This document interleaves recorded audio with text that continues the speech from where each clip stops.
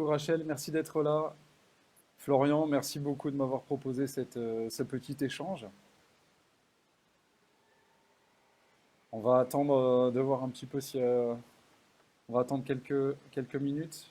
On te voit et on t'entend. Merci Florian, merci beaucoup, hein. Merci à toi d'avoir proposé, c'est hyper sympa.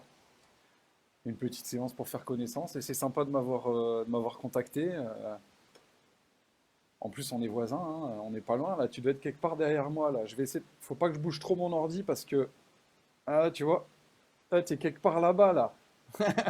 Tu te vois Florian ou pas? Tu peux nous faire un coucou? Salut William, ça va? Ouais, merci de passer faire un tour, c'est sympa. T'es sur Marseille aussi, William? C'est ce que j'ai cru comprendre. Bon, on va laisser les gens arriver un petit peu, histoire de voir un petit peu combien il y a de personnes, et puis après on va commencer ce petit déconfinement virtuel.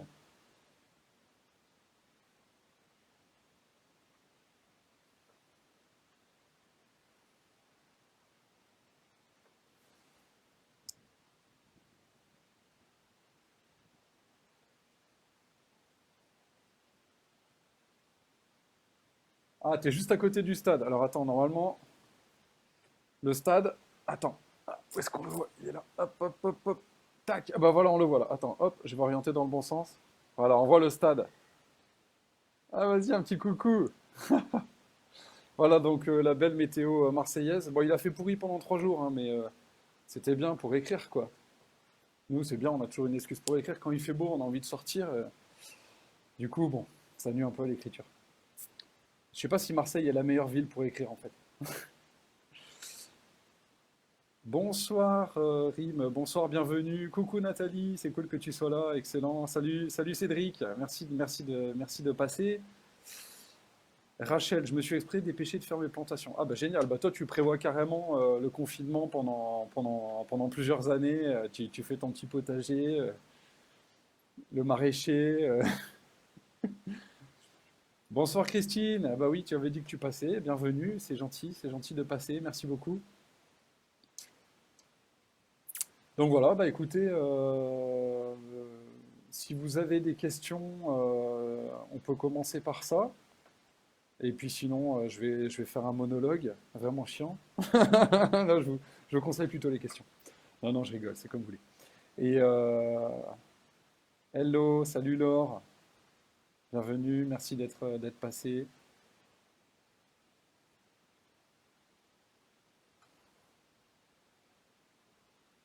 Oui, bah écoute, ça va bien. Ouais, ouais, Nathalie, je te remercie, ça va bien. Une routine, tu vois, je m'occupe de mon fils, j'écris en même temps quand il me laisse écrire. Il fait des bêtises partout. Quand je suis concentré, je le vois pas, je le vois pas trop faire des bêtises, mais bon, ça va. Je le vois grandir, du coup, c'est cool et ça avance bien. Alors, ah ouais, les légumes maison, Rachel, ouais, bah t'as bien raison, on devrait tous imiter. Tu vois, moi je suis en appartement, je peux pas cultiver de légumes malheureusement, mais j'ai des plantes. Tu vois, hop, je vous montre une petite plante là. Voilà, pour ceux qui ont pas de jardin, bah, on fait comme on peut, hein, avec des pots. Alors, l'idée du petit dernier, Nathalie, eh ben, le petit dernier qui s'appelle donc À qui pensez-vous quand vous faites l'amour?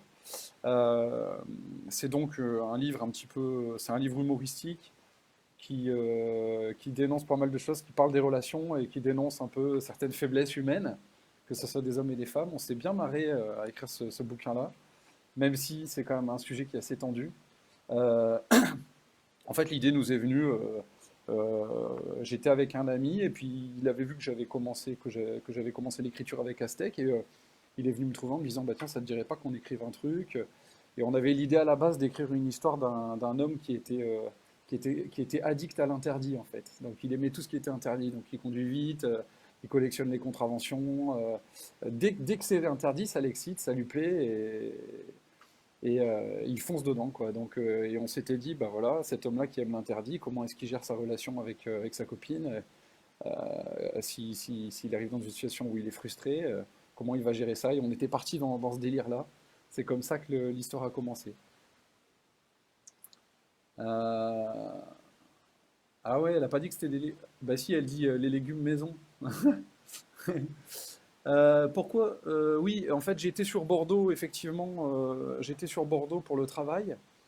Et en fait, bah, j'ai déménagé parce que ma femme a trouvé un travail sur Marseille en tant que chercheur dans l'intelligence artificielle et la santé. Donc là, en ce moment, elle est en train de bosser sur des algorithmes d'analyse, de propagation du Covid, enfin des trucs, je comprends pas trop. Mais voilà, donc c'est pour ça qu'on est à Marseille. Et moi, je continue à travailler à Bordeaux. Donc je vais régulièrement à Bordeaux bosser. Bon, là, avec le confinement, ça a été un petit peu mis. J'y vais moins souvent. Donc du coup, j'ai plus le temps pour écrire. Mais voilà pourquoi je suis à Marseille. Et c'est un peu le retour aux sources parce que moi, à la base, je suis toulonnais. J'avais une grand-mère qui habitait à Marseille, en plein centre, là, rue Borde. Les gens connaissent parce que c'est à côté des impôts, généralement, ça n'a pas forcément bonne presse. Et donc, en fait, pour moi, c'est le retour, hein, parce que j'ai vécu en Provence jusqu'à 5 6 ans, et voilà, et c'est le retour. C'est pas le retour définitif parce que je bosse encore à Bordeaux, mais c'est le chemin, quoi. Donc, c'est bien, on est vraiment content. Alors, attends. Donc, fini sur les femmes, Nathalie. Euh, avait- Alors, attends, Nathalie, j'ai pas compris ce que tu écris quand tu dis avait fini sur les femmes. Si tu peux reformuler ta question. Donc Florian, comment m'est venue l'idée d'écrire? Bah, en fait, j'habitais dans le nord avec mon ami d'enfance qui s'appelle Jean de Ruel, qui est la personne avec qui j'ai imaginé le scénario de Prison Experiment. En fait, on était passionnés de nouvelles fantastiques d'horreur, et de livres d'horreur et de films d'horreur et de tout ça et de jeux de rôle.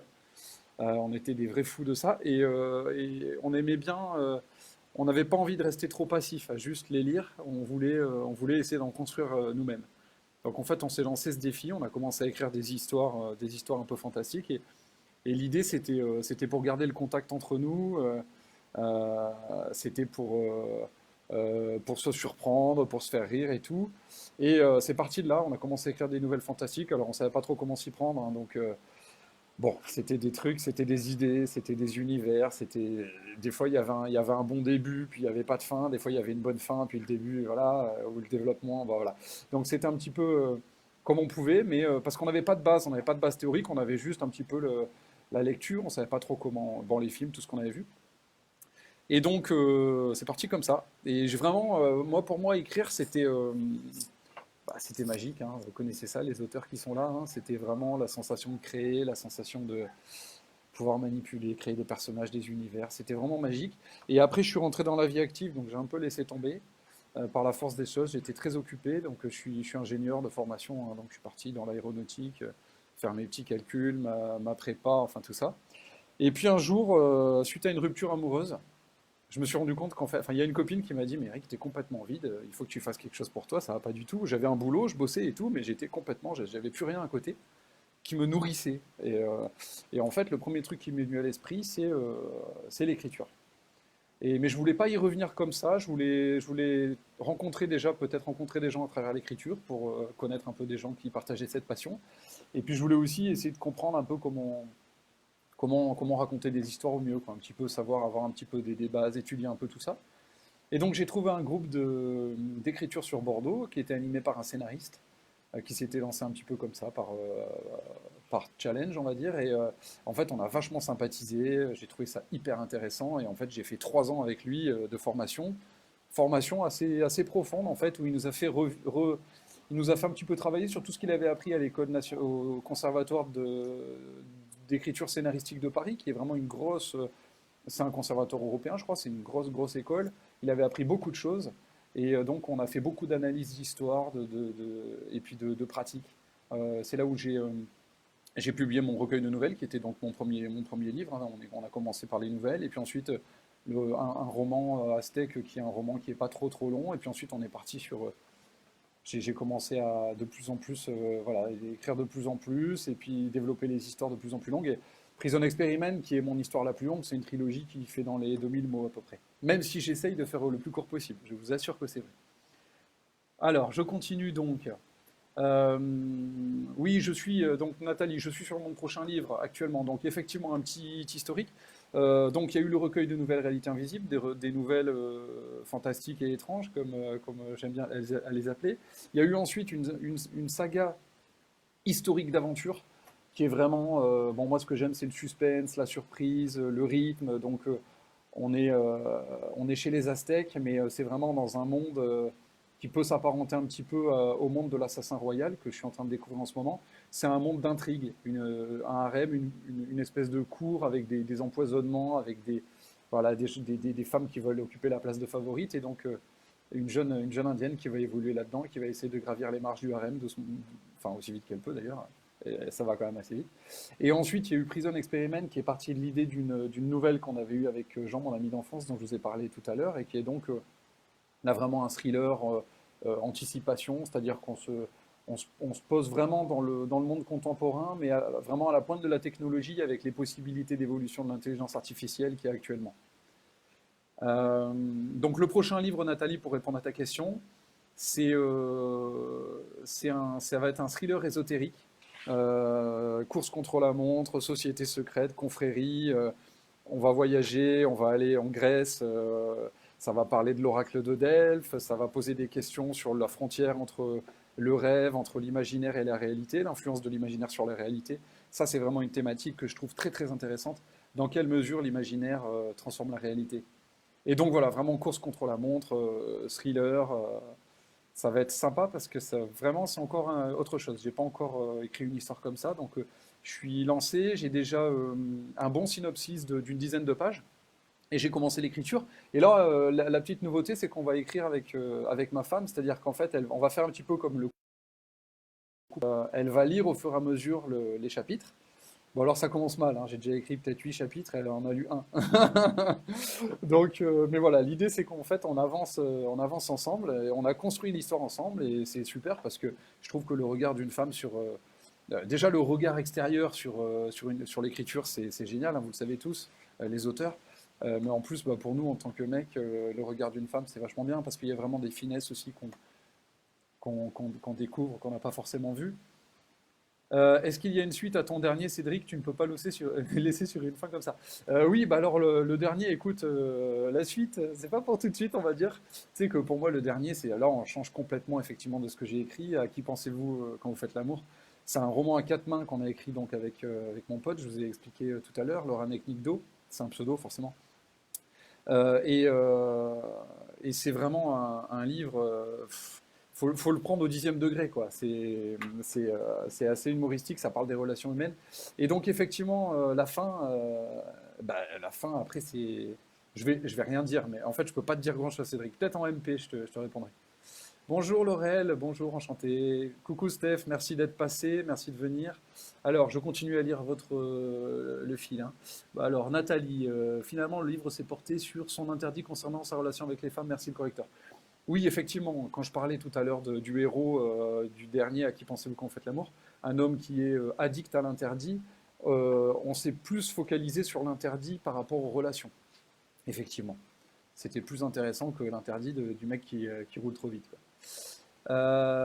Christine, du coup, au niveau des livres, bah, je pense avoir répondu à ta question, hein. Je fais un petit rappel, donc recueil de nouvelles fantastiques qui s'appelle Réalité invisible, une saga aztèque dont j'ai déjà les trois premiers tomes, qui raconte l'histoire d'une jeune indienne enlevée à son village et qui se retrouve vendue dans un harem et qui doit gravir les marches du harem dans un univers d'intrigue, de manipulation, d'empoisonnement, enfin tout ça. Euh, Ensuite, il y a donc Prison Experiment, qui est un thriller technologique, psychologique, qui raconte la mission secrète d'une jeune hackeuse entourée d'un commando dans une prison secrète, qui est donc une prison qui a été abandonnée par la CIA suite à une expérimentation, mais dans laquelle ont été abandonnés des détenus. Et en fait, elle va rentrer dans cette prison pour aller récupérer l'architecte de la prison, qui est réputé être caché à l'intérieur depuis des années. Et alors la CIA a envoyé plusieurs missions à l'intérieur de cette prison qui s'appelle l'œuvre, et aucune mission n'en est ressortie. Donc en fait, absolument personne ne sait ce qui s'est passé dans l'œuvre depuis 7 ans. Et donc Elena, une jeune qui arrive avec un groupe de mercenaires, qui est hackeuse, va rentrer dans l'édifice en secret, et leur but, ça va être d'essayer de trouver l'ingénieur. Mais bon, quand ils vont rentrer là-dedans, l'œuvre, c'est vraiment une prison très spéciale. C'est une prison qui a été, on va dire, modelé sur le concept de la ferme pénitentiaire, c'est-à-dire qu'en fait, vous avez plusieurs salles, vous avez comme plusieurs mondes en fait, hein, où ont été vraiment redisposés de la végétation, des rochers, des maisons. C'est une prison qui est assez immense, hein, à la taille un petit peu à l'image qu'on a des États-Unis, sur plusieurs niveaux et qui est complètement fermée, donc on ne peut pas sortir. On peut se perdre très facilement parce qu'il y a des hologrammes, il y a il y a la technologie qui est omniprésente, hein, il y a une intelligence artificielle basique, on va dire, qui assure la gestion de tout l'édifice avec le passage du jour et de la nuit, avec le passage des saisons. Il y a un système de pluie, d'irrigation, enfin, il y a tout ce genre de trucs. Et donc, le groupe va pénétrer et va découvrir en fait tout ce monde secret qui a pu survivre pendant 7 ans. Alors, vous imaginez bien sûr des, euh, euh, des, euh, des luttes de pouvoir, des différents clans, différentes factions qui se sont créées, et puis une femme qui rentre là-dedans, alors qu'il n'y a que des hommes. Donc ça présuppose beaucoup de chamboulements, on va dire, et donc ça pose la question, est-ce qu'ils vont réussir à récupérer cet architecte? Pourquoi cet architecte s'est caché dedans, si jamais c'est le cas? Et puis comment ils vont faire quoi, pour le trouver, quoi. Voilà. Virginie, bonjour. Oui, 3 ans de formation. Effectivement, j'ai commencé. Bah, en fait, tu connais ça, hein, puisque tu écris toi aussi. On commence par des cours du soir, où on rencontre des gens très, très, très sympas et très passionnés.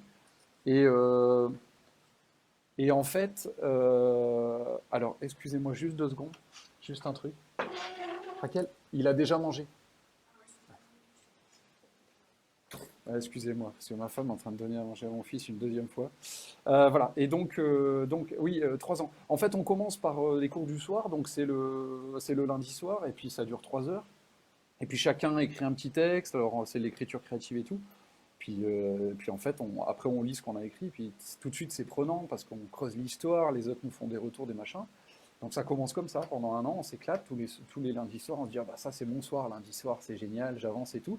Moi j'en ai profité pour avancer, pour bosser sur Prison Experiment, mais c'était maintenant il y a peut-être 8 ans, un truc comme ça, donc c'est même 9 ans. Et ensuite, quand Anaël, donc le scénariste qui avait monté cette formation de cours du soir, m'a dit je vais monter une formation plus sérieuse de un week-end par mois pendant 2 ans, est-ce que tu veux être des nôtres? Je pense que ça pourrait t'apporter et tout. Bah, j'ai dû réfléchir à peu près 2 secondes et lui dire oui, quoi. Et en fait, c'est ce qu'il fallait parce que on testait des trucs, on avait le retour des gens autour de nous, on parlait un petit peu, on a bossé un petit peu différents aspects de l'écriture, je pense notamment à l'immersion du lecteur, aux différentes thématiques, aux messages portés par les livres, à des trucs comme ça, puis sur différents formats, les nouvelles, les romans, la non-fiction, des trucs comme ça. Donc voilà, c'était histoire de se lancer. Puis bon, c'est plus facile aussi de s'y mettre en groupe, quoi. Donc voilà. Mais c'était vite passé, hein. Donc Virginie, bah, en fait, j'ai vu que tu avais répondu au poste de Théo là tout à l'heure qui disait justement que lui, sa ligne éditoriale, c'était de ne pas en avoir. Bah moi, je trouve ça super en fait.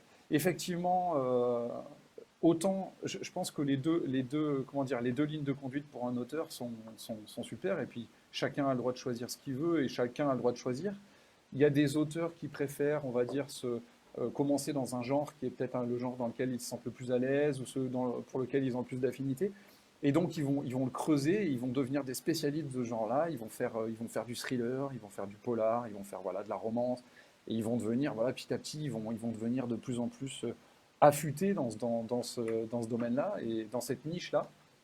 Et, euh, et puis, il y en a d'autres qui ont envie bah, de découvrir d'autres trucs, de tester d'autres trucs et qui se disent peut-être que si je teste différents genres, je vais petit à petit, ça va peut-être se mixer dans mon écriture. Et au final, ça va rendre aussi quelque chose d'intéressant. Donc, quelle est la meilleure démarche? J'en sais rien. Mais c'est ce que je disais à Théo tout à l'heure sur le poste, c'est que je trouve que enfin, en tout cas, moi, ce que j'aime bien, c'est d'aller voir un petit peu ailleurs. Parce qu'on découvre d'autres choses, on est obligé de sortir de sa zone de confort, on est obligé de se remettre en question. C'est pas forcément évident, c'est du boulot aussi. Mais en même temps, ça enrichit vachement l'écriture. Et puis, je pense que les lecteurs aussi, pour eux, ça peut leur permettre de découvrir d'autres choses. Alors, ça fonctionne ou ça fonctionne pas, hein. J'ai pas j'ai pas la clé du fonctionnement, j'ai pas la réponse. Mais je pense que c'est important de se faire plaisir, donc c'est du travail l'écriture aussi, donc il faut aussi trouver un petit peu des choses pour continuer d'avancer, des choses qui motivent quoi. Alors, encore un beau projet, ton prochain. Je te remercie, Nathalie. Bah oui, bah, j'aime bien l'idée de, je te dis, de partager ça avec ma femme. Je trouve ça vraiment sympa. Et puis pour le coup, je suis très attiré moi-même par tout ce qui est société secrète, tout ce qui peut se passer comme ça, qu'on connaît pas. Les voyages aussi, moi je suis un grand voyageur, j'adore voyager et visiter plein de trucs. Et là, on va parler justement quand je parlais tout à l'heure de Delphes ou d'Athènes ou de certains monuments de l'Antiquité grecque qui est déjà vachement présente dans Prison Experiment notamment. Euh, J'aime bien découvrir et je pense que c'est intéressant. J'aime bien l'idée de proposer au lecteur un voyage qui va lui permettre bah, déjà de voyager dans d'autres pays et puis sous d'autres atmosphères et puis en même temps de connaître d'autres choses. Voilà. Et puis moi en même temps ça me permet de bosser et de connaître d'autres trucs justement. J'ai vraiment trop hâte de découvrir ton prochain, même si ça fait un moment que j'attends Aztec 4. Ah oui, bah Rachel, effectivement, Aztec 4, t'es pas la première à me le demander. Bah, comme je t'ai dit, hein, Aztec 4 est scénarisé, on sait déjà un petit peu ce qui va se passer. Si j'arrive à réaliser ce qui est prévu, je pense que ça va être sympa. Le but, c'est de faire nouveau encore. Amélia, elle a grandi, elle a évolué, elle a changé de situation. Et donc le but, ça va être de faire du nouveau, de faire vraiment avancer l'histoire. Et, mais oui, tu as raison, bah, il faut que je le fasse. Et c'est prévu. Normalement, après le projet actuel, c'est Aztec 4. Voilà. Euh, Moi, je dis bravo d'avoir édité sous ton vrai nom. Ouais, merci Nathalie. Ouais, ouais. Ouais, bah, je te cache pas que c'était pas évident parce que c'est vrai que c'est un bouquin qui sort pas mal. Là, Nathalie, quand elle me dit bravo d'avoir édité sous ton vrai nom, c'est donc le petit dernier à qui pensez beaucoup en fait l'amour, qui change complètement de ce que j'ai offert au lecteur jusqu'à présent. Et puis qui est, par certains côtés, c'est de l'humour noir, c'est quand même assez trash, c'est assez cru. Ça plaît pas forcément à tout le monde, donc bon, bah, je me suis vraiment posé la question, est-ce que je devais pas le sortir sous pseudo? Finalement, je me suis dit, bah non, tu l'as écrit, tu l'assumes. Voilà. Mais par contre, je préviens les lecteurs, je dis attention, c'est pas ce que vous connaissez de moi et vous allez là-bas, c'est à vos risques et périls.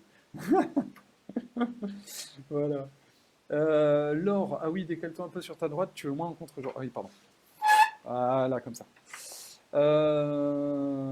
Alors, toujours fidèle à l'auto-édition, William. Oui, pour l'instant, l'auto-édition, bah, je trouve que c'est génial en période de confinement parce que tu as dû voir hein, en ce moment tous les gens qui avaient des romans à sortir et tout, qui étaient prévus, ils ont été tous reportés. Les sorties ont été reportées et puis en plus, on ne sait pas du tout comment vont s'en sortir les maisons d'édition, c'est quand même pas évident. Avec ce qui se passe actuellement, les libraires sont fermés. Euh, Après, moi, forcément, si un jour j'ai un éditeur qui vient vers moi, qui me propose d'éditer un de mes livres, et qui me propose un contrat correct, je pense que j'accepterai si la proposition est bien, parce que ça peut être une super aventure. Ça peut permettre quand même de rentrer un petit peu dans l'univers du livre papier, euh, de travailler aussi avec des correctrices, des correcteurs professionnels et vraiment peut-être aussi améliorer encore le livre. Euh, mais bon, vraiment, je pense que l'auto-édition, ça a énormément d'avantages. C'est que, voilà, on en parlait tout à l'heure, c'est on peut vraiment partir dans tous les genres, on peut sortir les bouquins quand on a envie de les sortir, on a un contact vraiment proche avec les lecteurs, ce n'est pas du tout le cas dans l'édition traditionnelle il y a quelques temps, c'est en train de se démocratiser un peu, mais enfin, voilà, c'est quand même pas évident, et ça, je trouve ça, le lien avec les lecteurs, les réseaux sociaux, moi, il n'y a rien qui me fait plus plaisir de lire un commentaire d'un lecteur ou même enfin, de faire des lives comme ça, c'est vraiment génial, quoi. C'est vraiment génial. Donc l'auto-édition, c'est la liberté. C'est la liberté de faire ce qu'on veut. Alors, il faut quand même, il y a quand même une responsabilité. C'est-à-dire, effectivement, quand on sort des livres, un certain type de livre ou une certaine qualité qu'on va rechercher, le but, c'est pas de prendre en défaut les lecteurs. Et puis, à un moment, il faut essayer de maintenir un peu ce qu'on peut, le maximum, rester au maximum de ce qu'on peut faire au meilleur niveau. Mais en même temps, c'est la liberté de sortir ce qu'on veut quand on veut, de la manière qu'on veut. On est tout seul, mais on fait ce qu'on veut. Donc ça, c'est quand même pas mal. On est son propre patron, c'est quand même sympa. Oui, effectivement, lors comme univers littéraire, bah, donc nouvelle fantastique. J'avais commencé par oui, nouvelle d'horreur, nouvelle fantastique. Roman historique, on va dire Aztec, c'est roman historique d'aventure. Prison Experiment, c'est plutôt thriller psychologique, anticipation. Là, bah, en ce moment, c'était une romance, on va dire romance déjantée, littérature humoristique sur les relations amoureuses, sur les relations hommes-femmes. Et là, le prochain, ça va être thriller ésotérique à la Da Vinci Code. Donc oui, effectivement. Mais je pense que j'ai quand même. Alors, déjà, je pense que j'ai vraiment, on va dire, une attirance non négligeable pour le mystère et le rythme, hein, le mystère. Je vais rester là-dedans, hein, l'action, le thriller. Les gens, généralement, quand ils lisent mes livres, ils me disent ils aiment bien parce qu'il y a du rythme, ça s'arrête pas, on a envie d'en savoir plus, on continue, notamment sur Prison Experiment. Les gens me disent ah, j'ai pas envie d'arrêter, la fin arrive trop vite, on veut continuer, machin. Donc, c'est ce que j'essaie de faire dans mon écriture, c'est vraiment, on va dire, là, je vais parler vraiment de ce que je mets, moi, dans mon écriture. C'est déjà, j'essaye vraiment de maximiser l'immersion du lecteur à travers tous les sens possibles, hein, les cinq sens. C'est-à-dire vraiment, j'essaye de parler des odeurs, de la vue, et j'essaye de montrer, ça vous connaissez ça les auteurs, ça vous parlait, montrer plutôt qu'expliquer. C'est-à-dire faire ressentir. Mon but, c'est pas de dire le personnage a peur, ça va pas marcher. Mon but, c'est de faire ressentir la peur au lecteur à travers le personnage. Quand je dis la peur, ça va être aussi la joie, ça va être aussi la tristesse, ça va être aussi la colère, ça va être l'excitation, enfin tout ça. Le but, c'est de le faire ressentir. Donc en fait, je fais le minimum possible de dialogue interne et je me déplace comme une caméra autour d'un personnage. Par chapitre, généralement, j'ai un personnage principal et on le voit de l'extérieur et on ressent ce qu'il ressent. Je suis pas narrateur omniscient. Je préfère être dans la peau d'un personnage qui est généralement quelqu'un qui va être assez faible, avec beaucoup de conflits. Dans Aztec, généralement, c'est des femmes, parce que j'aime beaucoup les personnages féminins. Je les trouve à la fois, peut-être, il y a une faiblesse physique, mais en même temps, il y a un grand courage, et il y a une grande finesse, une grande intelligence. Et vraiment, là, pour le coup, ça vient naturellement. Mais donc, on va suivre le personnage comme une caméra, comme ça, qui va tourner autour, et on va ressentir, et on va voir à travers les yeux du personnage. C'est-à-dire que s'il y a quelqu'un qui est vraiment très imposant, que ce soit une femme ou un homme, ou n'importe quoi, on va le sentir. Mais je vais pas me décaler on va pas arriver dans la tête du méchant en même temps qu'on va être dans la tête du gentil, par exemple. Je trouve que c'est plus sympa d'interpréter ce que pense le méchant par l'extérieur. Et donc voilà, donc il y a un point de vue généralement par chapitre. La plupart de mes bouquins, il y a un seul narrateur et un seul point de vue, mais dans Prison Experiment, il y a effectivement plusieurs narrateurs, peut-être cinq, six narrateurs différents, ce qui est intéressant parce qu'on peut vraiment enrichir les points de vue. Et en même temps, on peut changer de rythme à travers, en passant d'une histoire à l'autre, hein. Il y a minimum trois histoires en parallèle à chaque fois dans Prison Experiment, mais qui sont liées d'une manière ou d'une autre, qui convergent, qui divergent, enfin voilà. Et, euh, et donc voilà, donc du coup, quand je reviens, ce que j'essaye de mettre moi dans mon écriture, ça va être cette immersion, ça va être effectivement le côté page turner, c'est-à-dire vraiment commencer dans l'action et essayer de faire monter les enjeux, faire monter l'intensité jusqu'au climax où vraiment là, il y a tout qui va exploser, il y a toutes les réponses qui vont être dévoilées, il y a toutes les boucles qui vont être bouclées. Ça va être vraiment ça, de prendre le lecteur par la main et de l'amener. Parce que moi, il n'y a rien qui m'insupporte plus que de me taper 50 pages dans un bouquin où je lis des descriptions où il ne se passe rien. Alors, quand on lit Tom Bombadil dans Tolkien, Le Seigneur des Anneaux numéro 1, ok, ça passe parce que c'est Tolkien, parce que c'est un univers féerique, parce que c'est magique. Voilà. Mais je veux dire, moi en tout cas, je ne peux pas me permettre de faire un truc comme ça parce que je vais perdre tout le monde, j'en ai conscience. Mais voilà, j'essaie de mettre ce que moi j'aimerais trouver dans un bouquin. Donc il y a ce code page turner. Il y a aussi quelque chose d'important là qui est vraiment présent et de plus en plus. C'est ce dont je parlais tout à l'heure, c'est le message porté par le livre. Voilà, quelles sont les questions portées par le livre? Quel est le message derrière? Généralement, je pense que c'est important d'avoir un personnage qui évolue au long de l'histoire et qui délivre, à travers son évolution, un message sur un thème. Alors, jusqu'à présent, j'ai fait des messages qui étaient pour moi, parce que c'est important pour moi de délivrer des messages positifs, des messages d'espoir, donc c'était plutôt ça. Sur le dernier qui était à qui pensez-vous quand vous faites l'amour, c'est pas délivré de la même manière, c'est un message, mais je me suis amusé un peu, on s'est amusé un petit peu avec Loranek, c'est que les messages ne vont pas forcément être délivrés de la manière directe. On peut aussi finalement délivrer le message contraire à ce qu'on pense. On peut aussi délivrer un message qui veut dire mais non, mais en fait, il faut que vous pensiez le contraire de ce qu'on vous dit en fait, ou de ce qu'on présente, ou peut-être qu'en fait le héros c'est un anti-héros et en fait lui il va trouver il va avoir cette évolution là, mais en fait c'est pas du tout recommandé parce qu'en fait on peut aussi le message ça peut être faut surtout pas faire ce que fait ce mec. Voilà, donc ça c'est intéressant d'aller mixer justement pour surprendre le lecteur qui ne s'attende pas à chaque fois à ce qu'on ait une fin positive ou d'avoir un message à tout prix positif. Ça peut être sympa aussi de délivrer un message qui est c'est bien d'être égoïste, quoi. Enfin, pourquoi pas, en fait, faire des challenges comme ça en disant, bah oui, il y a des raisons, tiens, je vais argumenter, moi, pour dire pourquoi c'est bien d'être égoïste dans la vie. Il y en a plein. Donc, voilà. Euh, donc, je te remercie, Steph, pour Prison Experiment. Je te souhaite bonne lecture parce que je sais que tu es sur le tome 3. Prison Experiment, oui, bah, effectivement. Et alors, comme j'ai eu les offres éclairs sur Prison Experiment, le tome 2 et le 3 le week-end dernier, en fait, j'en ai profité. J'ai un ami qui avait eu des espèces d'insights, hein, des espèces d'idées quand il a lu le bouquin, qui m'a dit, mais il pourrait y avoir une fin alternative et tout dans ce livre. J'ai pensé à ça, ça et ça. Et j'ai réfléchi pendant plusieurs mois à ce qu'il m'avait dit. Et en fait, il y a quelques-unes de ces idées qui faisaient sens, qu'il fallait que je, que je, que je change un petit peu, que je biaise un peu, et qui pouvaient vraiment apporter on va dire, des rebondissements finaux au récit, des révélations finales au récit. Et en fait, euh, je les ai mises dans une nouvelle. Donc en fait, la version qu'il y a depuis le week-end dernier de Prison Experiment, c'est une nouvelle version, enfin notamment la fin, vraiment la fin du tome 3, qui est un petit peu plus chiadée en fait que ce qu'il y avait jusqu'à présent. On reste quand même sur la même histoire, mais il y a quelques trucs qui font sens que j'avais pas forcément réussi à mettre à ce moment-là, que j'ai réussi à mettre maintenant. Ça a été un travail de fou de reprendre ça, parce qu'il a fallu tout revérifier, parce que dès qu'on change une brique, il faut aller derrière regarder toutes les fondations.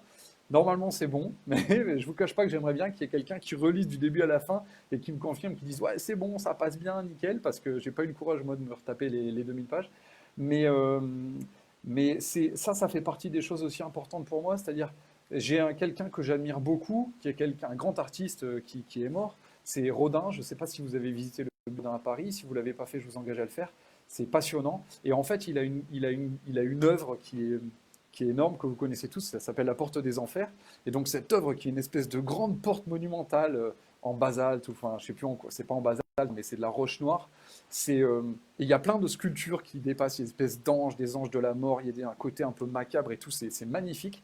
Et il y a aussi le penseur de Rodin, il y a aussi plein de trucs. Et donc en fait, il a cette espèce de porte qui est son œuvre maîtresse, son œuvre phare qui est énorme, et il va extraire de cette porte des enfers différentes œuvres qui vont être des chefs-d'œuvre magistraux que vous connaissez, qui sont très connus, et qui viennent tous de cette œuvre. Et en fait, ce que j'aime chez cet artiste, c'est qu'il a tout retravaillé jusqu'à la fin. C'est-à-dire que la porte des enfers, jusqu'à sa mort, elle a évolué.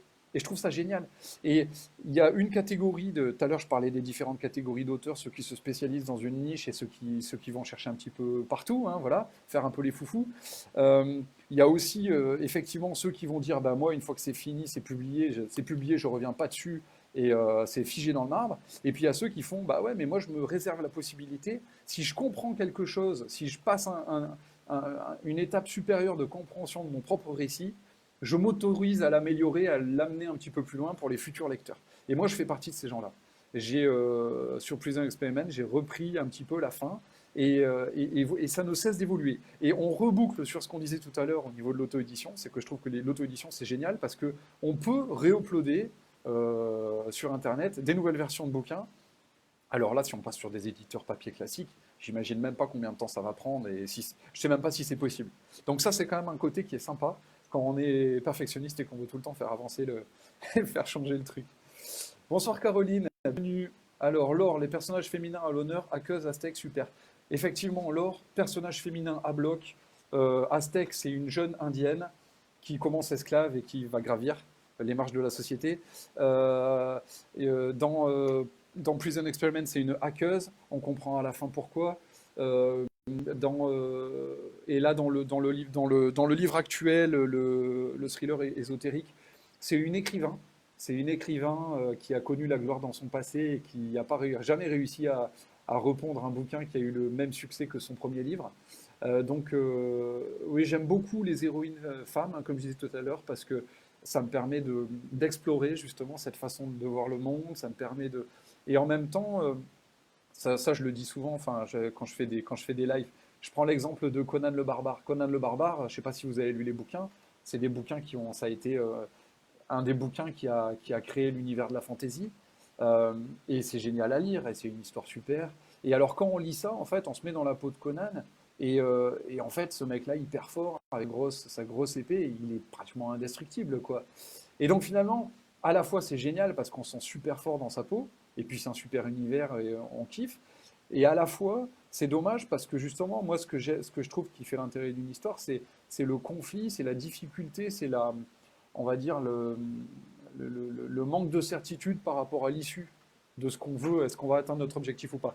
Et donc, je vais tout le temps essayer de chercher des personnages qui vont permettre d'avoir une grande marge d'évolution et qui vont être les moins équipés pour arriver à la fin de l'histoire. Et donc, et naturellement, quand on est dans des environnements comme Prison Experiment, où il y a vraiment un univers carcéral énorme avec des factions qui sont en combat ou en alliance les unes par rapport aux autres, avec un univers essentiellement masculin, complètement masculin, aller plonger une femme là-dedans qui, elle, n'a pas forcément les biscottos d'un mec, mais qui, en même temps, est quelqu'un qui a des grandes capacités de réflexion, qui a des capacités en escalade et qui a une énorme force en elle qui peut vraiment s'ériger en leader parmi les hommes. Ça parle beaucoup de leadership mathématique. Ça va être quelque chose, oui, ça va être quelque chose vraiment qui me passionne. Donc, t'as bientôt fini, Steph. Bon, bah, tu me diras ce que t'en penses, hein. C'est sympa parce que Steph est en train de lire Prison Experiment en ce moment et elle m'envoie des petits messages pour me dire: ah là, j'ai adoré, ah, j'ai fini le 1, c'est super, je commence le 2. Ah là, j'ai pleuré, j'ai versé une larme. Je lui dis: ah bon, mais quand t'as pleuré quand? Ah bah oui, mais là, à ce moment-là, parce que machin. Enfin, c'est génial parce que nous, en fait, on pleure plus. Quand on pleure plus, on rigole plus. On a la tête dans le guidon, on se rend plus du tout compte, quoi. On se rend plus du tout compte de. Tu passes à la télé là. Ah, pardon.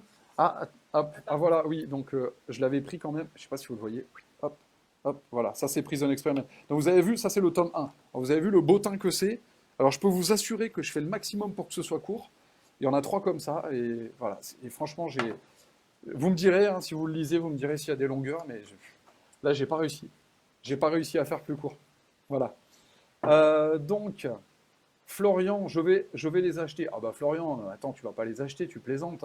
À ce moment-là, tu me le dis, si tu es intéressé tu me fais un petit SP, tu me fais un petit commentaire, et puis hop, je te les balance en Kindle, puis voilà quoi. Alors, bonsoir Corinne, merci de passer. Florence, coucou Florence, en plein cours de chant, bah écoute, merci de passer. Fonjunio qui est auteur également, qui m'a fait une super correction sur À qui pensez-vous quand vous faites l'amour, elle m'a trouvé une vingtaine de coquilles alors qu'on avait corrigé le truc et tout. Pour ça, vous connaissez ça, les auteurs, hein, c'est que c'est infini les corrections. Alors ça, c'est peut-être l'inconvénient quand on est indépendant, hein, c'est que bon, bah, les corrections, ça en finit pas. Alors, on a quand même, bon, moi j'ai vraiment des bonnes correctrices, je pense notamment à Isabelle Serelis, Rebecca Greenberg et tout, et puis il y a Florence, et puis il y a d'autres gens qui me filent un coup de main, Rachel aussi. Mais c'est vrai que c'est difficile, hein, il y a besoin de plusieurs relectures pour sortir un produit le plus clean possible. Christine, prépares-tu un plan des fiches personnages avant de commencer l'écriture? Alors j'ai différentes méthodes. Alors comme je disais tout à l'heure, moi je suis ingénieur de formation, donc j'aime bien tout ce qui est très construit, très structuré, des plans. Euh, Effectivement, donc je me suis toujours rassuré depuis le début pratiquement en faisant des plans, vraiment pour me dire pour mettre ça là, pourquoi je le mets pas là, pour être sûr d'arriver à la fin, pour être sûr de tenir sur la route, pour être sûr de ne pas me perdre en route. Sur le dernier projet, j'ai fait un petit peu différemment. J'arrivais pas à faire un plan parce que le problème de l'approche du plan, c'est qu'on est quand même vachement détaché émotionnellement de l'histoire. Euh, j'ai l'impression de faire presque une recette de cuisine. Ça me plaît plus trop. Donc ce que j'ai fait, c'est qu'en fait, je suis parti sur un petit résumé. Donc là, je parle de mon prochain livre qui sera donc un thriller ésotérique. Euh, donc je suis parti sur un résumé court que j'ai développé petit à petit, bam bam bam, parti, tchac tchac tchac. Donc un synopsis en fait, hein. Donc c'est un résumé du bouquin. Et petit à petit, je l'ai étoffé et je l'ai fait lire à ma femme. Et en fait, elle l'a lu, elle s'est pas arrêtée, elle fait mais c'est génial, c'est super et tout. Alors on avait pensé l'histoire ensemble avant, hein, mais on l'avait pensé pas mal de temps avant, donc elle avait oublié. Donc du coup, elle m'a dit c'est carrément bien et tout machin. Et puis elle m'a dit ah j'ai noté ça, ça, ça. Donc elle avait noté des trucs. Et donc elle m'a repris tout ce qu'elle a noté. Moi j'ai rebossé tout ce qu'elle a noté, j'ai refait un autre synopsis. Et là on est déjà à 4500, 5000 mots de synopsis. Donc on arrive sur un truc quand même où on a vraiment le début, la fin, le milieu. On a à peu près tout. Et puis, eh ben, une fois que ça a été validé, c'est le week-end dernier, ça a été validé définitivement, on va dire, ben là, je me suis parti dans l'écriture. Donc, prendre le premier paragraphe de mon synopsis, et puis voilà, ça donne un chapitre de 1000, 2000 mots, et puis voilà. Et le but, ça va être d'aller à la fin de cette première version. Aller à la fin de cette première version pour que le livre existe. Parce que c'est difficile à sortir. C'est vraiment quand on se met devant son ordi qu'il faut sortir plusieurs milliers de mots comme ça. On va les chercher au plus profond de nous-mêmes. C'est quelque chose qui est douloureux. On va créer quelque chose qui sort du néant comme ça. Voilà. Et donc, en même temps, c'est douloureux, puis en même temps, c'est magique, c'est magnifique, c'est la création. Et puis quand ça sort et qu'on voit que ça s'enchaîne, et puis quand on se fait prendre aussi, on se fait prendre par l'histoire, on se fait habiter. Moi, dans Prison Experiment, il y a eu des moments où j'ai habité. J'avais mes doigts qui tapaient pas assez vite par rapport à ce que je voyais. J'avais mon corps qui tremblait, je pleurais. Enfin, mais c'est un truc de fou dans certaines scènes. Et donc, quand je ressens ça, j'y vais à bloc. J'essaye de rester à bloc. Je me dis, là, je suis connecté, j'y vais. Cette sensation de connexion, s'il y a des auteurs, les auteurs qui sont parmi nous, si vous pouvez nous dire en commentaire si vous la ressentez vous aussi. Mais je trouve que c'est un petit peu le nirvana de l'auteur. On sent qu'on est connecté comme ça. Comme s'il y a un espèce de truc comme ça qui passe à travers nous, de l'univers, voilà. Et donc, je ne sais plus où j'en étais. Oui, et donc, ce que je disais, c'est que voilà, c'est, on va dire, la méthode. Donc les méthodes évoluent, mais effectivement, ma méthode maintenant, ça va être plus de partir sur une entité organique avec de la chair plutôt que sur un squelette qui a un plan sur lequel je vais venir mettre de la chair. Je vais être plus sur un truc que je vais faire grandir parce que émotionnellement, ça me parle plus en ce moment. Et je pense qu'au plus ça va aller, au plus je vais me détacher des structures et des plans. Je commence même à être tenté par faire des histoires déstructurées, avec mon comparse Laurent Nikdo, avec qui on a écrit À qui pensez-vous quand vous faites l'amour. Là, il est en train de me brancher pour faire un espèce de polar absurde. Et j'ai envie de partir là-dedans parce que c'est léger, parce que c'est autre chose, parce que je sais qu'avec lui, il va y avoir de l'humour, il va y avoir de la légèreté. Euh, et finalement, mais je pense que pour arriver en même temps à un certain point où on peut se détacher des règles de narratologie, et là je fais référence même à Aristote et à vraiment toutes les règles de théâtre, les trois actes ou les quatre actes ou les cinq actes, les trucs comme ça. Pour arriver à s'affranchir de ça, je pense qu'il faut quand même le pratiquer et le repratiquer et arriver à une maîtrise. Et peut-être ensuite on peut s'en affranchir parce qu'on sait pourquoi on s'en affranchit, on sait comment s'en affranchir. Mais je pense que c'est quand même important peut-être au début pour un auteur. Moi j'aurais tendance à conseiller quand même d'essayer de se structurer pour comprendre et pour avoir une histoire qui donne une sensation de complétude et de finition à la fin. Donc les fiches personnages, par contre, j'ai jamais fait.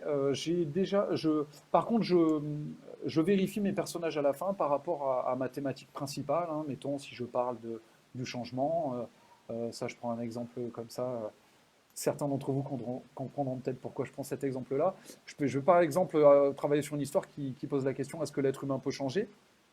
Bon, ben, une fois que j'aurai trouvé qu'en fait mon histoire parle de ça, parce qu'il va falloir que je l'écrive avant d'être sûr qu'elle parle de ça, même si au début je vais me dire l'histoire elle parle de quelque chose d'autre, puis quand je vais arriver à la fin je dis mais non en fait cette histoire elle parle du changement, donc je vais aller retravailler mon histoire par rapport à cette nouvelle vision que j'ai ou ce choix que j'ai fait de parler essentiellement du changement de l'être humain dans cette histoire, et donc je vais retravailler mes personnages par rapport à ça, je vais me dire bah tiens elle c'est quoi par rapport au changement, lui c'est quoi par rapport au changement, pour avoir une congruence dans le projet en fait. Et je vais travailler même mes décors dans le dernier bouquin, À qui pensez-vous? J'ai travaillé les décors, j'ai travaillé les personnages, j'ai travaillé les symboliques des personnages, les attributs des personnages par rapport, par rapport au message délivré par le livre. Et ça, je trouve ça génial. C'est vraiment le travail de réécriture. Je trouve que vraiment le travail de réécriture, pour moi, ne se borne pas à réécrire mes phrases et à enlever les fautes d'orthographe. Pour moi, le travail de réécriture, c'est... J'ai vraiment cette phrase de Julia Cameron, donc, qui a écrit des livres sur la créativité et sur la création d'histoire, qui disait écrire un premier jet, c'est avec le cœur, avec les tripes, et la réécriture, c'est avec la tête. C'est-à-dire qu'effectivement, on va tout laisser sortir, on va être un véhicule pour faire sortir plein de choses de l'univers qui nous entoure, de ce qu'on a vécu, de toutes les expériences, de tous les livres, de toutes les histoires qu'on connaît, tout ça.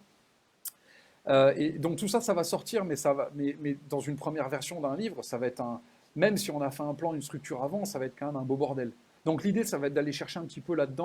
Comment est-ce qu'on arrive à travailler ce truc-là? C'est de la matière brute en fait. Comment est-ce qu'on arrive à travailler ça? Moi, la technique que j'ai trouvée, c'est d'aller me demander de quoi je parle et d'aller vérifier la cohérence de l'histoire par rapport à ce dont je veux parler, par rapport au message que je veux délivrer. Et ça s'appelle, pour moi, ça s'appelle la thématique. peut-être vraiment de quoi je parle. Et voilà, donc en fait, non, pas forcément de fiches personnages et tout, mais je vais y revenir. Donc, et en fait, en y revenant en arrière, en me disant, tiens, cette histoire, elle parle du changement, en revenant en arrière, voir un petit peu sur les personnages et les scènes et les décors et les trucs comme ça, finalement, c'est ce qui m'est arrivé dans le dernier. Je me dis, mais bon sang, c'est là, quoi. En fait, c'était là et je ne l'avais pas vu. C'est-à-dire que, mais oui, ça parlait du changement. Bah oui, j'en ai la confirmation. Parce que quand je parle de ce truc-là, bah, en fait, c'est la symbolique du changement. Quand je parle de ce truc-là, bah, ça parle du changement. Il y a même des fois le mot qui sort. Mais ça, j'en ai même pas conscience. Donc c'est vraiment, la réécriture, pour moi, ça va être aller triturer cette matière brute qui est sortie de notre inconscient, aller là et aller faire en sorte que ce soit de la présenter, de la classer, de la présenter de manière convenable pour un lecteur. Se poser la question de savoir si le lecteur va pouvoir comprendre, est-ce que ça va l'intéresser, et voilà, ça va être ça le travail de réécriture pour moi. Et donc c'est un travail qui prend énormément de temps et qui demande beaucoup on va dire, qui demande une grosse méthode, encore plus que l'écriture, je pense pour moi, c'est de vraiment se poser quelle question je dois me poser par rapport à la matière brute de ma première version pour en faire quelque chose que je peux présenter au monde en étant fier de ce que je présente. Bah, pour moi, il faut que je travaille tel truc, tel truc, tel truc, que je me pose telle question, bam, bam, bam. Et moi, le but, c'est d'arriver à la fin, et ça, on revient sur ce que je vous disais tout à l'heure, pourquoi j'ai fait une formation en écriture. En fait, le but, c'était d'être capable d'être autonome le plus loin possible. C'est-à-dire d'être capable de pondre un bouquin du début à la fin et d'arriver à la fin, le présenter à mes correctrices en disant, voilà, moi, ce bouquin, pour moi, on peut le sortir. Je peux le sortir comme ça parce que je me suis posé toutes les questions, je suis allé le plus loin possible et je me suis posé les questions qui font que normalement, en les ayant traitées, sans avoir fui le truc, mais en l'ayant traité, en ayant mis les mains dans le cambouis, le bouquin, il est prêt. Et effectivement, concrètement, dans tous les derniers livres que j'ai écrits, que j'ai senti prêts, que j'ai balancés à mes correctrices, il y a eu très peu de choses à reprendre sur le plan logique. Il y a eu quelques petits passages à reprendre en termes d'écriture, des fautes d'orthographe bien sûr, parce qu'on ne les voit même plus. Euh, il y a eu des améliorations, parce qu'il y en a toujours, des détails, du style, bien sûr le style, on peut toujours le parfaire, c'est l'ami, final, très important aussi. Mais il n'y a pas eu de grosses fautes de logique. Donc voilà, c'était ça le but, parce que le problème de l'écriture, c'est que si on n'a pas de méthode et un petit peu enfin, on s'en sort pas, c'est pas possible. Enfin, surtout, là, je vous parle de Prison Experiment, il y a quand même chaque bouquin fait, on va dire, regardez le patafar, hein, je veux dire, il fait le truc, il fait 671 pages. Si on n'a pas une méthode par rapport à 671 pages, là, c'est pas possible, on va passer 20 ans et on va arriver sur un résultat qui sera, en fait, on sait même pas de quoi on parle, quoi. Donc le lecteur saura même pas de quoi ça parle. Je continue à vous lire, je suis désolé, j'ai pris du retard. Nathalie avait raison, je parle beaucoup. Je pense qu'il n'y a pas meilleure démarche en tant que l'auteur écrit son livre avec passion et que ça lui fait plaisir. Oui, la passion, c'est hyper important. Par contre, sincèrement, moi, des fois, ça me fait pas plaisir d'aller écrire. Je me force, hein. Des fois, je dis, ah, il faut que j'y aille et tout machin. Et alors, c'est marrant parce que, par contre, on se force un peu parce qu'on est flemmard, on est tous flemmards. Hein. Je veux dire, voilà, hein, l'univers ne veut pas dépenser d'énergie, on ne veut pas dépenser d'énergie. Donc, ah, attends, je me tourne encore parce que Laure, elle me dit qu'on ne voit pas forcément bien. Et donc, ce que je disais, c'est que oui, non, des fois c'est douloureux, hein, l'écriture c'est douloureux, c'est pas facile. Moi, j'essaye d'avancer tous les jours sur mes projets. C'est pas facile, hein, je sais, les auteurs vous le diront. Mais c'est vrai que j'ai remarqué que parfois, des moments où on est très fatigué, où on n'a pas envie, en fait, ben, on va se laisser glisser petit à petit dans l'écriture. Et il y a des trucs qui vont sortir et paf, paf. Et là, on va se dire, mais waouh, mais c'est juste super cette idée. Et heureusement que je me suis forcé à m'y mettre. Et puis en fait, le plaisir va revenir. Et puis le plaisir, il est là. Il y a aussi l'incertitude, il y a la peur, puis il y a l'envie de finir le plus vite possible. Allez, vas-y, je finis, je passe à autre chose. Puis après, il y a un autre projet. Donc c'est infini en fait. Perso, ton dernier sera mon premier de toi et j'ai hâte de découvrir ton livret livresque, Florian. Eh ben oui, Florian, bah, je sais pas si tu commences, si c'est bien de commencer par celui-là, le dernier. Bah écoute, tu fais comme tu le sens, hein. Tu fais comme tu le sens, tu me dis, hein, si tu veux commencer par celui-là ou par un autre, tu te fais plaisir. Et puis, tant que tu te fais plaisir, c'est le principal. Oui, alors vous me dites si jamais vous entendez pas bien, si ça coupe. Mes auteurs préférés, Nathalie, je suis un petit peu très éclectique aussi pour les auteurs. Euh, Forcément, comme je disais tout à l'heure, j'ai commencé avec un mélange entre côté, on va dire, ce que j'aimais par affinité, ça va être les Stephen King, ça va être les Tolkien, ça va être les Lovecraft, ça va être Edgar Poe, ça va être aussi du Dumas, et en même temps J'avais un côté aussi, dont ça je parle vraiment, on va dire quand j'avais 15 ans, 20 ans par là, où il y avait aussi une volonté de lire les classiques, les grands, ce qu'on appelle les grands auteurs, pour comprendre pourquoi ils sont si grands, ces grands auteurs. Et donc voilà, bon forcément je ne vais pas vous les citer, les grands auteurs français. Mais dernièrement, depuis que j'ai découvert l'audiobook, je lis beaucoup plus parce que, bah, vous le savez, bon, moi je fais un métier où je suis les yeux sur un écran et en plus quand j'écris, je suis sur un écran. Donc si je peux éviter encore d'utiliser mes yeux le soir quand je lis, j'en profite. Et là vraiment, là je pars un petit peu dans tous les sens. Notamment, je sais pas, les derniers livres qui m'ont passionné. Alors j'ai, euh, par exemple, j'ai le L'Attrape-cœur de Salinger, j'ai trouvé ça démentiel, j'ai adoré. Euh, Les Misérables de Victor Hugo, j'ai trouvé ça, mais voilà, moi pour moi, c'est le maître incontesté, Victor Hugo. C'est sublime, c'est poétique, c'est une maîtrise de chaque mot, du rythme, un poète, une connaissance de tous les sujets, de tous les domaines, vraiment, mais c'est exceptionnel, exceptionnel. Dumas, en termes de construction d'intrigues, de conflits, magnifique. Euh, bon, le Comte de Monte Cristo, sublime, voilà, les Trois Mousquetaires, sublime. Et là, voilà, là, je suis sur l'Assassin Royal en ce moment, je découvre ça, j'adore le côté, justement, ça me rappelle Aztec parce que, mais en mieux, parce que forcément, Robin Hood, et puis voilà, mais avec ce côté justement des empoisonnements, des intrigues, je trouve ça vraiment génial. Pour le coup, elle a écrit 15 bouquins sur cette saga, c'est un truc de dingue. Euh, mais j'ai des trucs à redire quand même. Enfin, on peut en parler si vous voulez. Mais voilà, donc non, non, ça va être un petit peu vraiment. Mais quand même, moi, j'adore la science-fiction, j'adore le fantastique, j'adore la fantasy. Et vous voyez, j'écris pas là-dedans pour l'instant. Et d'ailleurs, on s'est toujours dit avec mon ami d'enfance, on devrait écrire les quêtes de jeux de rôle qu'on a faites en fantasy parce que on avait tout un monde, on avait créé un jeu de rôle avec des règles de jeu de rôle et tout. Et il faudrait que je le fasse quoi, à un moment, je sais pas. On verra. Hein, moi. Si à un moment j'arrive à m'adonner complètement à l'écriture. Alors.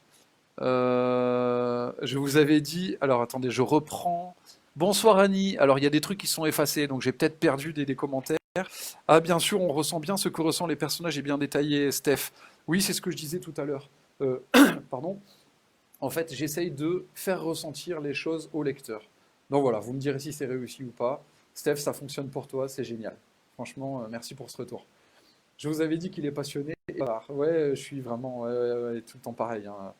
C'est un moteur diesel, c'est dur à lancer, puis après quand c'est parti, c'est parti. Mais quand on parle écriture, une écriture complexe, j'aime bien tes explications. Oui, bah oui, Laura, Laure. Alors effectivement, je pense que toutes les écritures, je dirais, ont une complexité dans le bon sens du terme, c'est-à-dire qu'il y a une profondeur, il y a quelque chose. Peut-être que moi, je fais partie des gens qui ont la démarche d'aller questionner leur écriture. C'est-à-dire que au lieu de me dire je vais livrer un produit brut et je vais venir le travailler pour m'assurer qu'il soit bien écrit et qu'il soit agréable à lire, ce qui est très bien. Moi, je vais vraiment aller le questionner. Je vais voir, tiens, mais pourquoi j'ai mis ça, pourquoi j'ai ressenti ça, et qu'est-ce que je veux dire là, et qu'est-ce que machin.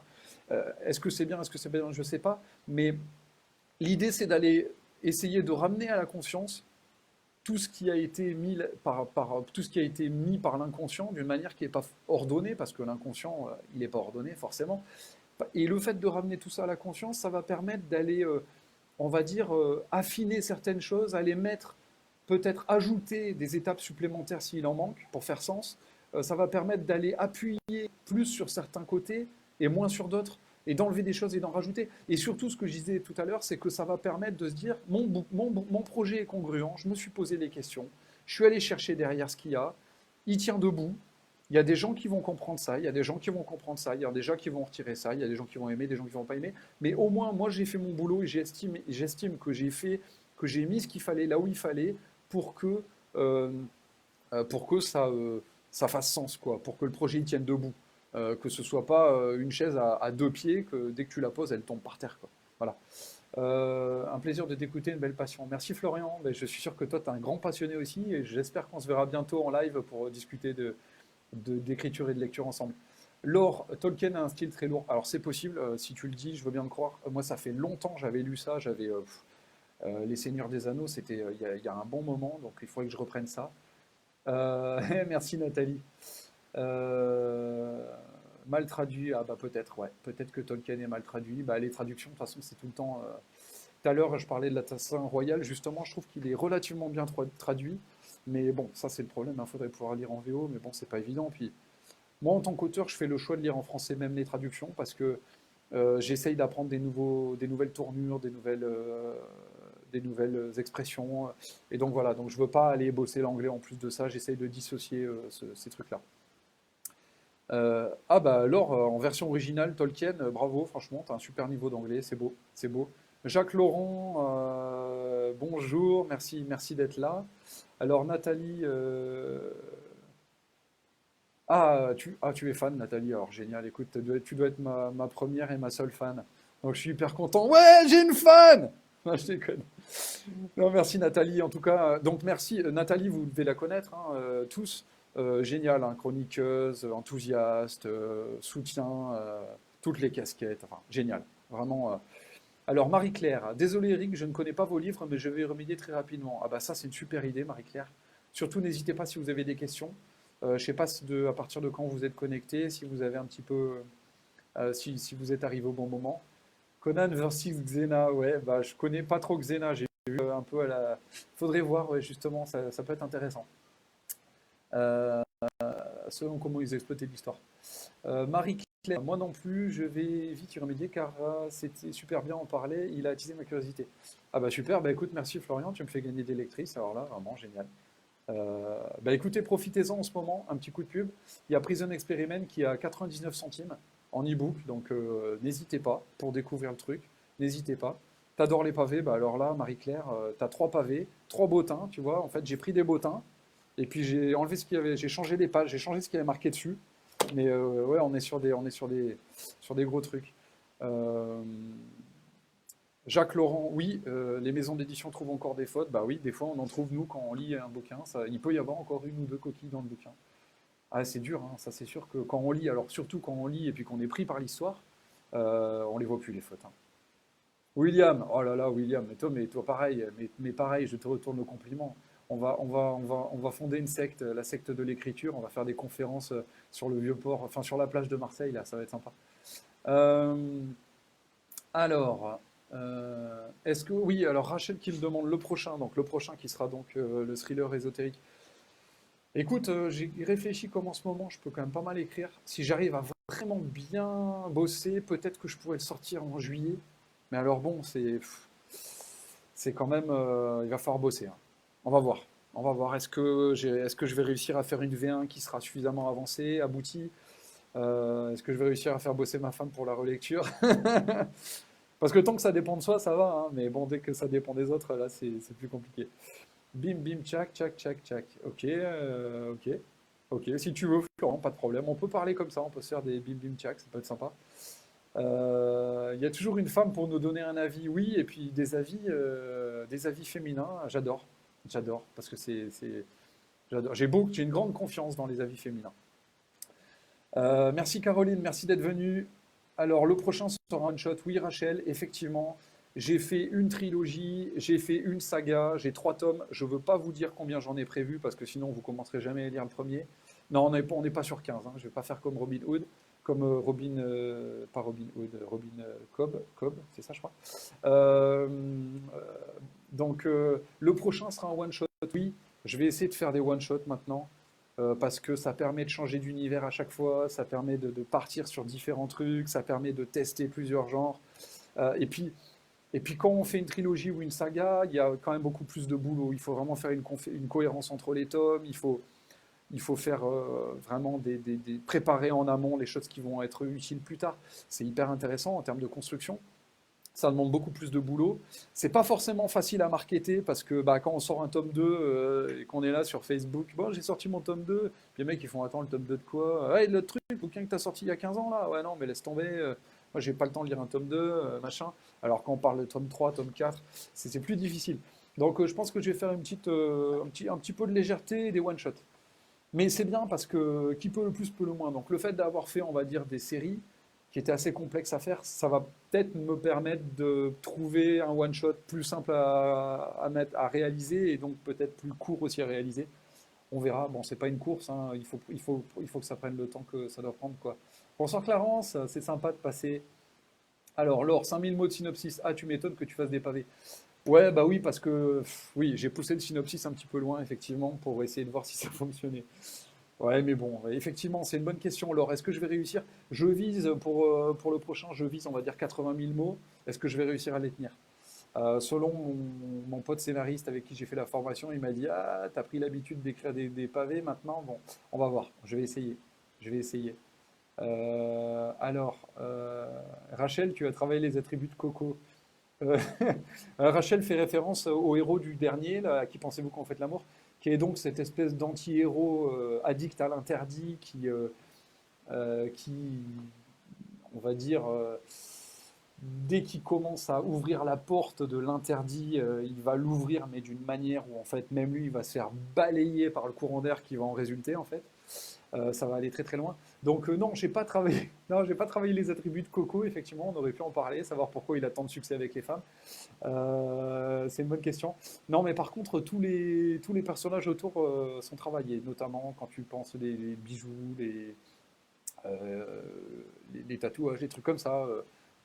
Tout ça, c'est travaillé, Rachel. On pourra en parler si tu veux.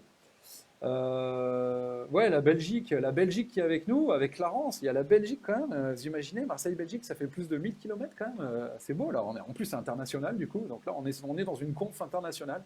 Donc c'est vraiment génial. Prof de français ou philo, nous aurions tous été captivés. Alors, Laure, j'aime bien ta façon de travailler. Bah écoute, je te remercie, Laure, c'est super sympa. Faudra que tu me racontes toi aussi, du coup, comment tu travailles, parce que c'est sympa de confronter un petit peu et de comparer un petit peu les différentes manières. Merci Florence pour le compliment, les livres sont aboutis. Bah écoute, j'essaye. En tout cas, j'essaye d'aller le plus loin possible. Euh, je pense que la meilleure pub, c'est qu'on puisse avoir en tant qu'auto-édité, c'est la qualité d'un livre. Alors c'est pas pour ça que j'essaye de. Je pense qu'on essaye tous, hein, tous les auteurs qui sont présents sur ce groupe. On a vraiment, et je trouve dans l'auto-édition en général, vraiment les gens essayent de faire un boulot abouti. Ils payent des correcteurs, ils payent des illustrateurs pour les couvertures. Enfin, c'est super. Je trouve qu'il y a vraiment dans le milieu de l'auto-édition en France, il y a déjà une super ambiance, une super entraide et des gens qui essayent de faire un super boulot. Donc c'est génial. Quand il y a une bonne comme ça, une bonne vibration, on peut aller très loin. On peut aller très loin. Et Florian qui propose de faire un live sur ce groupe, et vous qui venez faire un coucou, et puis d'autres lives, tous les lives qu'il y a eu cette semaine, et puis quand on se voit aussi, je vous engage, dès que Livre Paris recommencera, si l'an prochain il a lieu, à monter à Livre Paris, venez au salon, venez au stand Amazon, rencontrer les auteurs publiés, on se retrouve pas mal là-bas, ou alors sur d'autres stands où on fait des dédicaces, des trucs. Vous verrez, il y a une super ambiance, c'est vraiment génial. Là, vraiment, pour le coup, c'est vraiment génial. Donc la phase réécriture, ouais, bah, c'est pas facile, Florence. Effectivement, c'est pas facile, hein, se poser les questions. Puis quand est-ce que je m'arrête, où est-ce que je m'arrête, jusqu'où je vais, la réécriture, c'est pas facile. De toute façon, l'écriture, c'est pas facile, c'est génial, mais c'est pas facile. Rien n'est facile de toute façon. Et je pense que tout demande du travail. Et quand on voit un petit peu les gens, les quelques personnes qui ont réussi, on va dire, à, à créer des œuvres qui. Je reviens par exemple sur l'Assassin Royal de Robin Hobb, ou alors je vais l'appeler de tous les noms possibles hein, ce soir. Faites pas gaffe. Elle s'appelle Robin, voilà. Et puis le nom de famille on oublie. Mais Game of Thrones, enfin vous imaginez voyez la vie de ces gens-là, voyez le travail qu'ils ont fait pour arriver à faire ce qu'ils ont fait. Il n'y a pas de secret quoi. De toute façon, je pense qu'il faut se retrousser les manches et avancer. Et les étapes se font petit à petit, quoi. On avance petit à petit. Et c'est génial, c'est le chemin. Et moi, justement, je reparle d'Anaël Verdier, qui est mon coach d'écriture. Un lecteur à la fois, bah oui, une page à la fois, un mot à la fois, un lecteur à la fois.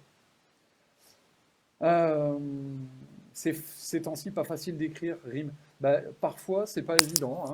C'est ça, il faut se forcer un peu. Mais comme je disais, quand on se force à écrire, des fois, il y a des super trucs qui sortent, alors que des fois, on est en super forme, on a envie, puis c'est plat. Donc voilà, c'est marrant, hein. Voilà, c'est ça, le plaisir d'écrire vient en écrivant, tout à fait, tout à fait. Ah ouais, je suis d'accord. Euh, alors Rachel, pour le moment, mon préféré est Prison Experiment, j'ai adoré, et pourquoi j'attends ton prochain avec impatience? Bah oui, alors je reviens sur ce que je disais tout à l'heure. Moi, ce que je veux, c'est offrir le même type d'émotion dans mes différents livres. C'est-à-dire que quelqu'un, j'aimerais qu'on se dise à un moment, bon bah tiens, je vais tester le nouveau, je vais prendre le nouveau livre d'Eric parce que je sais que je vais trouver du rythme, un truc où j'ai envie d'aller à la fin, des messages, des, euh, des descriptions, ceci, des trucs, des machins, des bidules. C'est un peu ça l'idée, quoi. C'est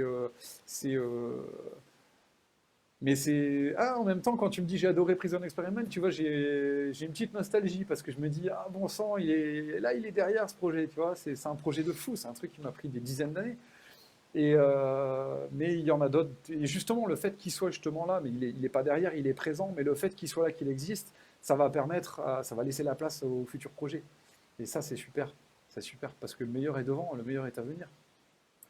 Avec l'audiobook, on lit moins vite. C'est possible. Moi, je lis très doucement parce qu'en fait, Florence, parce qu'en fait, j'analyse tout ce que je lis à fond, les mots, les phrases, la construction de l'intrigue. Enfin, donc, je lis vraiment très lentement. Donc, en fait, pour moi, l'audiobook, quand je me mets en vitesse 1, il est très, ça, c'est très bien. Parfois, des fois, tu te déconcentres, tu oublies, donc tu es obligé de venir en arrière, mais ça t'arrive aussi quand tu lis, des fois, tu penses à autre chose. Et par contre, en audiobook, tu peux choisir la vitesse. Enfin, avec Audible, tu peux te mettre à 1,3. J'ai des copains qui lisent en 1,3, donc ça peut être. Le 19e, ce sont les rois, des rois, des rois. Tu parles des auteurs du 19e, peut-être, Laure. Robin Hobb, ouais, c'est ça. Merci, Florence, tu me confirmes le. Ouais, merci, vous m'avez confirmé le truc. Euh, Ouais, ouais, c'est ça, un Toulonnais, mais bon, mon père est marseillais, ma grand-mère est marseillaise, bon. Alors, du coup, ah bah merci Rachel, merci hein, pour... Ah bah voilà, bah, j'ai deux fans, voyez un peu, et alors là, je vous prends comme témoin, il y a Nathalie Millet et Rachel Hack, j'ai deux fans dans le groupe, et là c'est génial, parce que tu vois, il paraît que quand on a 1000 fans, on peut vivre de l'écriture. Donc j'en ai plus qu'à trouver 890, 998, et c'est bon. Euh, alors, je vais le prendre le dernier TPE car petit changement, je veux voir ça. Bah attends, ouais Nathalie, mais on se MP, on se MP. Euh, alors, Christine, chouette, je vais profiter de cette offre pour découvrir ton univers. Bah écoute, super Christine. Franchement, n'hésite pas. Viens découvrir Prison Experiment. En plus, je te dis, j'ai repris un petit peu quelques petits trucs, surtout à la fin, mais même un petit peu au début. Et puis comme ça, tu verras si ça te plaît ou pas. Et puis tu me tiens au courant sur un petit message pour me dire. Bon, à part si t'aimes pas, hein. Non, non, non, c'est même si t'aimes, même si t'aimes pas, tu peux me le dire. Comme ça, tu me diras pourquoi t'aimes pas, et puis je la mets après. Rime, ah bah merci, super, écoute, génial. Tu vois, Florian, c'est super, tu me fais gagner des lectrices, donc génial. Euh, les trilogies demandent plus de boulot, bah oui, forcément. Non, non, non, non, non, non, non, c'est fini, 800 pages. Non, non, non, non, non, non, non. 80 000 mots en langage normal, ça veut dire 400, 450 pages. Je trouve que ça peut être une bonne taille pour un bouquin. 400. À partir de 350 pages, je pense mal. Euh, ok, merci pour le lien, Florian. Merci d'avance pour le lien de l'or. Pour Prison Experiment, tu avais travaillé ta couve avec Mathieu. Pour le prochain, tu sais avec qui tu vas travailler? Oui, merci pour cette question, Rachel. Justement, je me suis posé la question cette nuit. Je me dis, je fais un thriller ésotérique, c'est-à-dire, c'est un petit peu, je pense effectivement au travail de Mathieu Bazzotto, au travail de Jacques Vendroux aussi également. Donc effectivement, bah, j'hésite. Est-ce que j'en parle à Mathieu? Je lui propose. Mathieu est très pris. Je sais qu'il a beaucoup de boulot, mais je pense qu'il pourrait trouver un petit moment. Et ce que j'aime avec Mathieu, c'est que en 3 lignes, tu lui expliques ton histoire et il a une espèce de vision. Là, tu vois son regard là, pouf, qui fuit là d'un coup là comme ça, puis il dit ah ouais non mais j'ai une idée. Bam. Et là il te pond un truc et là tu fais ouais, ouais, d'accord, c'est juste super, tu vois. Alors après il y a des allers-retours pour améliorer, changer un peu les couleurs et tout. Mais en gros le truc est là. J'ai un autre copain qui travaille très très bien, qui s'appelle Julien Laine. Lesne. J'ai fait un petit coup de pub sur Facebook. Il est sur Facebook. Vous pouvez regarder, c'est lui qui m'a fait toutes les couvertures d'Aztec. Il m'a fait la couverture de À qui pensez-vous quand vous faites l'amour. Il travaille différent de Mathieu. Mathieu, lui, il fait plutôt il fait de la superposition d'images, de la retouche d'images, des trucs comme ça, qui fait des résultats très, on va dire très très réels et très sympas. Julien, lui, il fait ça, mais il est vraiment illustrateur à part entière et il fait pas mal de compositions, vraiment de création. Il va vraiment dessiner et tout, donc c'est un autre délire. Et je ne sais pas trop de ces deux personnes à qui je vais proposer de faire la couverture du prochain. Ça va pas être facile de choisir en fait, je pense. Parce qu'ils sont tous les deux super. Ils sont tous les deux super, ils sont tous les deux passionnés. C'est pas évident. Rendez-vous pris pour 2021 à Paris. Bah ouais, on devait se voir cette année à Paris. Et donc bah, j'espère que l'an prochain, il n'y aura pas de confinement et qu'on pourra se voir. Coucou Brigitte, coucou, bienvenue, merci de passer nous faire un coucou. Tous à Paris en 2021, ouais. Et puis Florian, tu peux en profiter pour faire une pub sur les groupes de Marseille, parce que bon, bah, nous, franchement, ça serait moins loin de le faire sur Marseille, donc on va organiser, on va faire le maximum sur Marseille aussi, hein. Salut Virginie, bienvenue, merci d'être là avec nous. Alors, il y a des timides, bah ouais, j'espère qu'il y a 898 timides, Rachel. Tu crois que c'est Rebecca qui t'a corrigé? Oui, Rebecca, elle m'a corrigé sur Prison Experiment et elle a été géniale parce que c'était pas évident, c'était parce que gros patafard, il fallait suivre sur 3 tomes l'évolution des personnages, l'évolution de l'histoire, il fallait faire des liens entre les chapitres, entre les intrigues, entre différents tomes, donc c'était pas évident. Elle a été là, elle s'est pas découragée, c'était long. Et ça m'a vachement apporté parce que une fois que mon projet était abouti, je lui envoyais à elle et elle me renvoyait chapitre par chapitre corrigé et je retravaillais chapitre par chapitre. Donc ça a permis de refaire une surécriture, on va dire, finale, que depuis j'ai encore retravaillé forcément. Mais ouais, c'était Rebecca, effectivement, je sais qu'elle a travaillé avec toi, Virginie.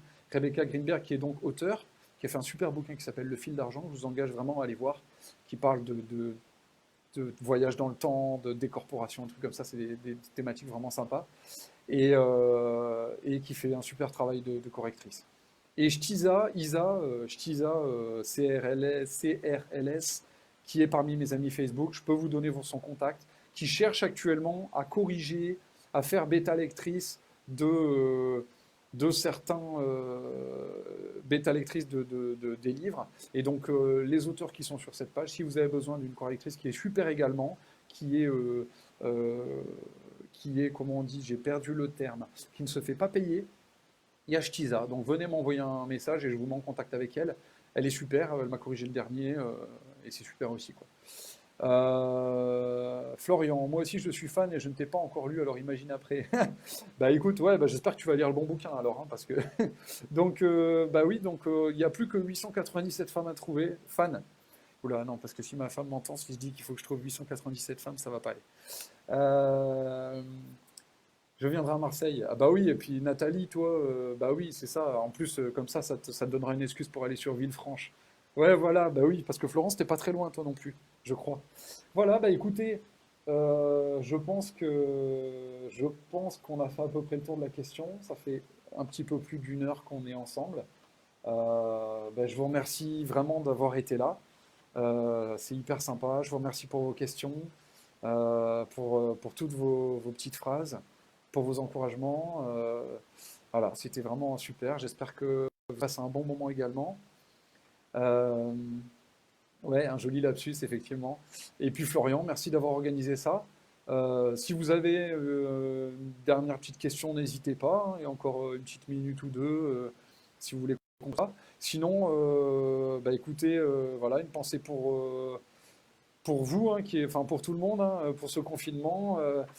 Bah, et j'espère que ça nous force un petit peu. Moi, je me dis en ce moment, le confinement, ça force un petit peu à arrêter un petit peu tout ce mouvement qu'on a sans cesse autour de nous. On est toujours en train de courir, de faire 15 000 trucs en même temps, voilà, d'aller partout.